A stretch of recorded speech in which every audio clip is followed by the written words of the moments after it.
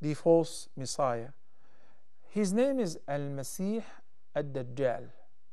Al-Masih Ad-Dajjal, the impostor or the false Messiah. Masih, because the Prophet ﷺ said one of his eyes, mamsuha, is not just blind, it's like there is no place for the eye, is wiped. There is a little projection. In another hadith, the Prophet ﷺ specified it is the spot of the left eye, mamsuha, and instead there is like one grape projected there. Okay, that's a very obvious sign. That's why he is known as Masih. What about Dajjal? Dajjal means the greatest liar. We even say to a person who constantly lie, and sometimes when the lie is so huge, say you're Dajjal. You're an imposter. You're a big liar. Why? Because it is too hard to believe what you're saying. Not even a kid would believe it. Or you're claiming something which is impossible to imagine. The false Messiah is going to claim that he is God, he is the Lord, and he is the Creator. The ahadith which have been narrated by the Sahaba from Prophet Muhammad ﷺ are so numerous, and they are scattered in many books of ahadith: Bukhari, Muslim, Ahmad, Abu Dawood, Tirmidhi, MashaAllah, many ahadith. Tens of sound ahadith in this regard. I can refer to a couple of hadith because, as I said, that there are tens of sound ahadith and hundreds of other ahadith. So the very famous hadith which is collected by Imam Bukhari and also by Imam Muslim, Anas ibn Malik radiyallahu anh have narrated that the Prophet sallallahu alayhi wasallam said, ما بعث الله من نبي إلا أنذر أمته الأعور الكذاب. And this is something not only relating to our ummah, but it is related to all the previous nations. The Prophet ﷺ said, Allah didn't send any prophet before me, but he had to warn his people against al-a'war, one-eyed, because the other eye is blind or it doesn't even exist. Al-Kadhab, the impostor, Dajjal, the greatest liar. ألا إنه أعور وإن ربكم ليس بأعور. The Prophet ﷺ said, indeed, the false Messiah is one-eyed and your Lord is not like that. وإن بين عينيه مكتوب كافر.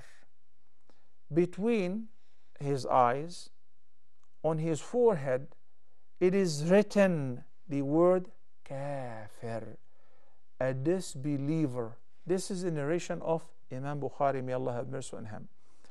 While in the other narration, the text of Imam Muslim, the letters kafara, which means kafara, he has disbelieved.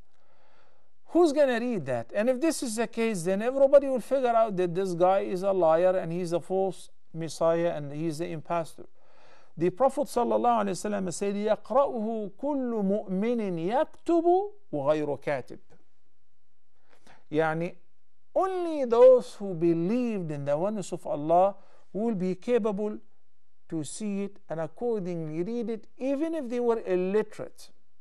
So only the believers will have an access to see it and read it, while the non-believers will not get to see it.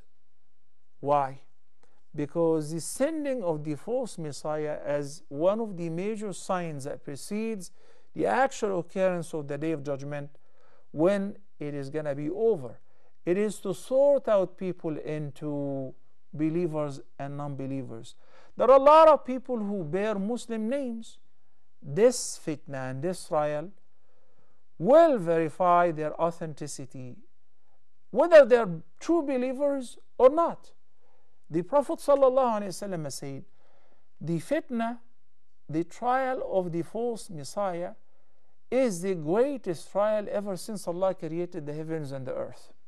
The greatest trial ever.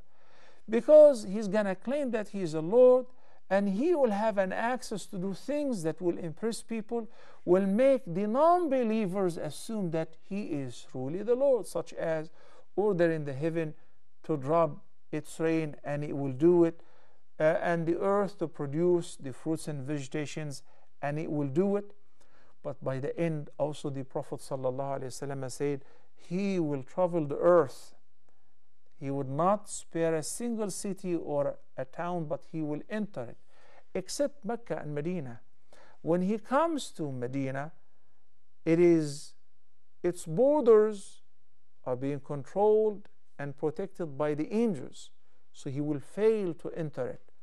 So Allah subhanahu wa ta'ala will create an earthquake in Medina, so the non-believers and those who are supposed to follow the Messiah are going to flee and leave Medina, and they will join the false Messiah. And this is very scary, which means that sometimes among the believers there are those who only bear the name but not the belief. So this fitna is going to screen people and is going to sort them out into true believers and non-believers. So that's going to happen soon before the Day of Judgment. How the false Messiah will be defeated and overcome, that will take place when the Prophet ﷺ said, while Muhammad ibn Abdullah al-Mahdi, who will be from the offspring of Prophet Muhammad ﷺ, he will emerge and he will be followed by a big number of Muslims, and he will achieve victory in many fronts. And then he will be in Asham, move all the way from Mecca to Asham.